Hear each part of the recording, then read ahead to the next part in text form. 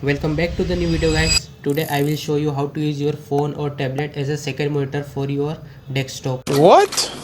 Using spacedesk. It's very easy and you can do it either over same Wi-Fi network or using USB cable. So first we need to download the spacedesk. Open any browser and search for spacedesk. Open the official spacedesk website and download the version for your operating system, then install it. In my case I am extending my laptop or desktop screen to the phone, so now I also need to download the spacedesk app in my phone. So open Play Store and search for spacedesk and download the apk. So first I will show you how you can extend your phone screen using USB cable. So first open the spacedesk on your PC, then enable USB cable Android option in the settings. After that, connect your phone to the PC with the USB cable and the phone should automatically connected as a second display. So if you want to extend your display using Wi-Fi network, so make sure both your devices connected with the same Wi-Fi network.